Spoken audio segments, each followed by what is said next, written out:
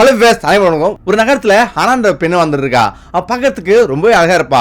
இளமையான ரொம்ப அழகான ஒரு பெண்ணு, கருப்பு கூந்தல், சாம்பல் நிற கருவி அப்படின்னு அவளை பார்க்கறதுக்கே செம்ம ஒரு அழகா இருக்கும். அப்படி அழகா நினைஞ்ச அந்த பெண்ணு தினந்தோறும் கல்லூரிக்கு போயிட்டு வரா. இப்படி போயிட்டு வந்திருக்கும் போது அவ தனியா தான் வசிக்கிறா. இப்போ ஒரு நாள் கல்லூரிக்கு போயிட்டு வந்திருக்கும் போது ஒரு நாய் அவ பின்னாடியே வருது. அந்த நாய்க்குட்டியை பார்த்தோன்னே ஹானா ரொம்பவே அதிர்ச்சி ஆகிறா, ஆச்சரியப்படுறா. ஏன்னா அவருடைய கண்கள் ரொம்ப சிவப்பு கலர்ல இருக்கு. இதை பார்த்துட்டு அவ ஒரு நிமிஷம் ஆச்சரியப்படுறா. இது நாயா இல்ல வேற ஏதாவதா, என்ன இப்படி இருக்கு அப்படின்னு அதிர்ச்சி ஆகிறா. இரவு 7 மணி ஆகுது. சரி அப்படின்னு அவ வேகமா நடந்து வீட்டுக்கு போயிடுறா. அந்த நாய்க்குட்டி அவள் பின்னாடியே இருந்து தொடருது. இப்ப அது ஜன்னல் வழியா ஸ்கிரீனை இருந்து இழுத்துட்டு பாக்குறா.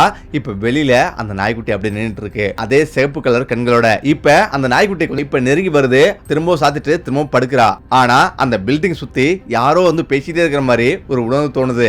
இப்ப திரும்பவும் ஜன்னல் ஓபன் பண்றா. இப்பதான் பக்கத்துல வந்து என்ன பார்த்து பயப்படாத அப்படின்னு அது சொல்லுது. இதை பார்த்து ஒரு நிமிஷம் அதிர்ச்சி ஆகிறா. ஒரு நாய் எப்படி பேசும் அப்படின்னு அவ நினைக்கிறா. இந்த நேரத்துல திரும்ப வந்து படுத்துறா. ஆனா அவளுக்கு தூக்கம் வரவே இல்லை. யாரோ அவளை எழுப்புற மாதிரி தோணுது. ஏதோ ஒரு குரல் வந்துட்டே இருக்கிற மாதிரி இருக்கு. இப்ப மரம் விடியுது. விடிஞ்ச பிறகு உடனடியா அவளுடைய தோழி சனாவுக்கு போன் பண்றா. இப்ப சனா போன் பண்ணி இது போல இரவு ஒரு நாய் என் கூட பேசிச்சு அப்படின்னு அவ சொல்றா. இதை கேட்டு அவளுடைய தோழி சனாவும் அதிர்ச்சி ஆகிறா. எப்படி ஒரு நாய் வந்து பேச முடியும், மனித மரபணு இருந்தா மட்டும்தான் ஒரு நாயால பேச முடியும் அப்படின்னு அவ தெரிவிக்கிறா. ஆனாலும் இது உண்மைதான், என் கூட அந்த நாய் வந்து பேசிச்சு, அதுவும் பயப்படாதுன்னு சொல்லிச்சு அப்படின்னு அவ சொல்றா. இப்ப அதெல்லாம் ஒண்ணும் இருக்காது, ஒருவேளை உன் மேல ஏதாவது ஈர்ப்பா இருக்கும், அது ஒரு பிரம்மையா இருக்கும் அப்படின்னு அவ சொல்றா. சரி அப்படின்னு இவளும் ஏதோ சிரிச்சுக்கிட்டு சரி அப்படி கூட இருக்கலாம் அப்படின்னு நினைச்சிட்டு அவ கல்லூரிக்கு புறப்படுறா. இப்ப கல்லூரிக்கு போகும்போது அவ பின்னாடி அந்த நாய்க்குட்டி வருதான்னு பாக்குறா.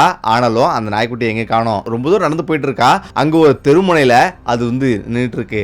அப்பவும் அதை பார்த்து என்னை பார்த்து பயப்படாத, நான் உன்னிடம் பேசணும் அப்படின்னும் அது சொல்லுது. இதை பார்த்து ஒரு நிமிஷம் அதிர்ச்சி ஆகிறா. வேகமா கல்லூரி நோக்கி வர்றா. இப்ப அவளுடைய தோழி சனாவை சந்திக்கிறா. சனாவிடம் இது போல அந்த நாய்க்குட்டி திரும்பவும் பார்த்தேன், திரும்பவும் அந்த நாய் வந்து என்னிடம் பேசிச்சு அப்படின்னும் அவ சொல்றா. அவளுடைய தோழியும் அதிர்ச்சி ஆகுறாங்க. இப்ப நீ எதுக்கும் கவலைடாம, இது சாதாரண விஷயமா இருக்க முடியாது, இது ஏதோ ஒரு விஷயம் சூனியமா இருக்கலாம், இல்லைன்னா சாவமா இருக்கும். மனிதன் இல்லாத ஒரு உயிரால பேச முடியாது, மனித மரபணு இருந்தாதான் பேசுவாங்க அப்படின்னும் அவ சொல்றா. இப்ப அன்னைக்கு திரும்பவும் கல்லூரி முடிச்சுட்டு வீட்டுக்கு வரா. வீட்டுக்கு வந்துட்டு அவ பின்னாடியே பாக்குறா. பின்னாடியே அந்த நாய்க்குட்டி வந்துட்டு இருக்கு. திரும்ப படுத்துங்கிறா. ஆனாலும் அவளுக்கு வந்து மனப்பதட்டமாவே இருக்கு, தூக்கமும் வரல. இப்ப திடீர்னு இப்ப ஜன்னல் ஓபன் பண்ணி பாக்குறா.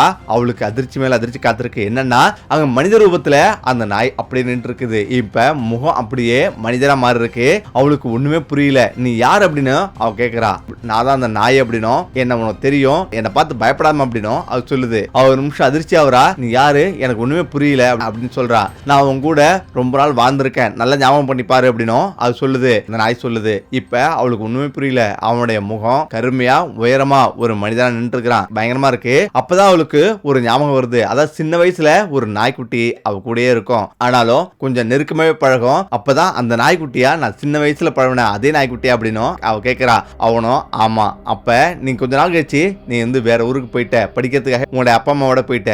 ஆனா அதுக்கு பிறகு நான் பிரிஞ்சுட்டேன், ரொம்ப நாள் உன்னை தேடி அலைஞ்சேன், இப்பதான் உன்னை தேடி கண்டுபிடிச்சிருக்கேன் அப்படின்னும் அது சொல்லுது. இதை கேட்டு ஒரு நிமிஷம் உறைஞ்சு போறா. இப்ப அவளால எதுவுமே பேச முடியல. திரும்பவும் நான் உன்னை காதலிக்கிறேன் அப்படின்னும் அது சொல்லுது. உறைஞ்சு போய் நிக்கிறா. நீ ஒரு ஜீனியா அப்படின்னும் அவ கேட்கிறா. ஆமா அப்படின்னும் அவ சொல்லுது. என்ன எப்படி நீ காதலிக்க முடியும் அப்படின்னு சொல்லிட்டு வேகமா கதையும் சாத்திடுறா. இப்ப ஹனா ஹனான்னு அந்த நாய்க்குட்டியும் கத்துது, சொல்லுது. இப்ப அவளால தூங்கவும் முடியல. ஏன்னா இரவு முழுவதும் அந்த நாய்க்குட்டியோட நினைப்போவா இருக்கு. இப்ப அவளுடைய கண்கள் எல்லாம் ரொம்ப கருவளையம் வந்துருச்சு. அவளோட தோழி என்னாச்சுன்னு கேட்கிறா. இந்த மாதிரி நடந்த விஷயத்தை எல்லாத்தையும் அவளோட தோழியிட சொல்றா. சரி, எனக்கு இந்த ஊர்ல சாகப்னு ஒருத்தர் இருக்காரு, அவரு மதபோதகர், ஒரு மந்திரவாதி, அவரிடம் போனா எல்லாத்துக்கும் ஒரு விடை கிடைக்கும் அப்படின்னும் அவ சொல்றா. இப்ப சரி அப்படின்னு அவங்க 2 பேரும் சேர்ந்துட்டு சாகப்ட போறாங்க. சாகப்போ ஹனாவை பார்த்த உடனே நீ எதுக்காக வந்திருக்கன்னு எனக்கு தெரியும் அப்படின்னும் அவர் சொல்றாரு. அவங்க கூட ஒரு ஜீனி வாழ்ந்துட்டு இருக்கு, இது ரொம்ப ஆபத்தான விஷயம், ஏன்னா அது உன் மேல அதிகமா காமம் வச்சிருக்கு, காதல் வச்சிருக்கு, இதுக்கு மேல நீ பிரியறது ரொம்பவே கஷ்டம் அப்படின்னும் அவர் சொல்றாரு. அப்படியா, யார் அந்த ஜீனி, எதுக்காக என் கூட வந்து வாழ்ந்துட்டு இருக்கு அப்படின்னும் அவ கேக்குறா. இப்பதான் அவர் சொல்றாரு. அந்த ஜீனி ரொம்ப காலத்துக்கு முன்னாடி அது ஒரு பெண்ணை காதலிச்சுது. ஆனா அந்த பெண்ணு திடீர்னு வந்து இறந்துட்டா. இப்ப அந்த பொண்ணு மாதிரியே அச்சசலா நீ வந்து பிறந்திருக்க, அதனால அதே பொண்ணு தான் திரும்பவும் பிறந்திருக்கு அப்படின்னு உன்னை அது காதலிக்குது. அளவுக்கு அதிகமா அது உன்னை காதலிக்க ஆரம்பிச்சிருக்கு. இதுக்கு மேல தடுக்கிறது ரொம்பவே கஷ்டம். ஆனாலும் நான் இன்னைக்கு ஒரு தாயத்தை ஒன்று கொடுக்குறேன், அந்த தாயத்தை நீ எடுத்துட்டு போ, உன்கிட்ட நெருங்கவே முடியாது அப்படின்னு சொல்லிட்டு ஒரு தாயத்தை வந்து கொடுக்குறாரு. இப்ப அந்த தாயத்தை வந்து எடுத்துட்டு நேரா வீட்டுக்கு போறா. வீட்டுல போயிட்டு டோர்லாம் வந்து அடைச்சிட்டு வீட்டுல வந்து உட்காந்துருக்கா. இப்ப அந்த நாய் திரும்பவும் வருது. திரும்ப அது ஆக்ரோஷமா வருது.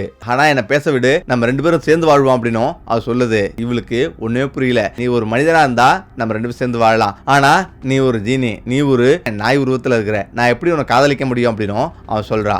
ஆனா அவன் சொல்றான், நான் ஒரு நாய்க்குட்டி கிடையாது, நான் ஒரு ஜீனி, நாயோட உடம்புல நான் வாழ்ந்துருக்கேன் அப்படின்னு சொல்றான். இப்ப அவன் கிட்ட நெருங்கி வரான்.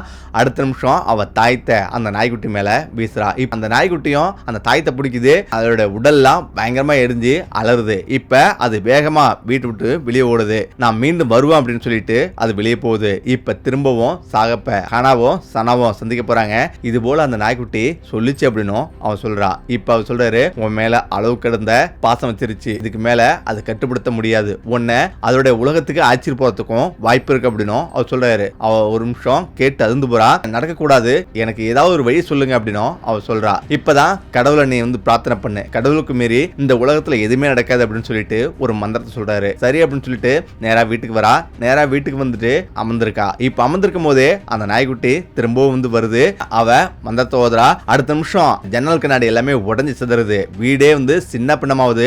ஆனாலும் அந்த நாய்க்குட்டி வெளியில ஓடி விடுது. மனித ரூபத்துல திரும்பவும் வருது. இப்ப அவளை வேகமா கையை பிடிக்குது. அடுத்த நிமிஷமே அவங்க வேறு உலகத்துல வந்திருக்காங்க. பல நட்சத்திரங்கள் எல்லாம் தாண்டி ஒரு நட்சத்திரத்துல போய் வாழ்ற மாதிரி இருக்கு. இப்பதான் ஹனாவிட்ட அவன் சொல்றான், இதுதான் எங்க உலகம் அப்படின்னு சொல்லி அவன் சொல்றான். ஜீனியோட உலகம் இதுதான், இங்கதான் நான் உன்னை ஆச்சிட்டு வரதுக்கு இத்தனை வருஷமா நான் கஷ்டப்பட்டு இருந்தேன் அப்படின்னும் அவன் சொல்றான். அவ உடலாம் நடுங்குது. நான் இப்ப பூமியில இல்லையா, நான் வேற ஏதோ ஒரு உலகத்துல இருக்கேனா அப்படின்னும் அவ கேட்கிறா. ஆமா, நீ வேற ஒரு உலகத்துல இருக்கிற, பூமியை விட்டு பல வருஷ ஆண்டுகள் தாண்டி நம்ம வந்தாச்சு, இதுக்கு மேல எதுவுமே பண்ண முடியாது அப்படின்னும் அவன் சொல்றான். இந்த இடத்துல சனா அவருடைய ரூம்ல பாக்குறா. ஹனா வீட்டுல பார்க்கும்போது ஹனாவும் மயம் கிடக்குறா. அதை பார்த்து ஒரு நிமிஷம் உறைஞ்சு போறா. உடனடியா சாகப்பிடம் அவ ஓடுறா. இது போல ஹனா மயம் கிடக்குறா. அவளுக்கு என்னாச்சுன்னு தெரியல அப்படின்னும் அவ சொல்றா. இப்பதான் சாகப் சொல்றாரு, இல்ல அவ ஜீனியோட உலகத்துக்கு போயிருக்கா, அதுக்கு நம்ம மந்திரம் ஓதி திரும்பவும் அவளை வர வைக்கணும் அப்படின்னு சொல்லிட்டு மந்திரம் ஓதுறாங்க. இப்ப பயங்கர உக்கிரமா மந்திரம் ஓதுறாங்க. கொஞ்ச நேரம் கழிச்சு காற்று மழைலாம் வீசுது. பயங்கரமா புயல் அடிக்குது. இப்ப திடீர்னு ஹனா எழுந்திருக்கிறா. அப்பதான் வேற உலகத்துல இருந்து வந்திருக்கேன் அப்படின்னும் அவ சொல்றா. இப்ப சாகப் சொல்றாரு, உன்னை பிடிச்ச அனைத்து சக்தியுமே தீய சக்தியுமே விலகிருச்சு, இதுக்கு மேல உனக்கு எந்த பிரச்சனையும் வராது அப்படின்னும் அவ சொல்றா. இப்பதான் அவ யோசிச்சு பாக்குறா. அந்த ஜீனி கூட இருந்த சில நிமிஷங்கள் சொர்க்கத்துல இருந்த மாதிரியே அவளுக்கு ஒரு ஃபீல் ஆகுது. இப்ப திரும்பவும் அவளுடைய வாழ்க்கையை சந்தோஷமா கழிக்கிறா. திரும்பவும் அந்த ஜீனி வருமா அப்படின்னு நினைச்சிட்டே வந்துட்டு இருக்கா. இதுல இருந்து என்ன தெரியுதுன்னா, கடவுளை மீறி எந்த ஒரு சக்தியாலும் செயல்பட முடியாது அப்படின்றதுதான் இந்த வீடியோ ஒரு உதாரணம். ஓகே, நம்மள இந்த வீடியோ பேசுறீங்க. மீண்டும் நன்றி, வணக்கம்.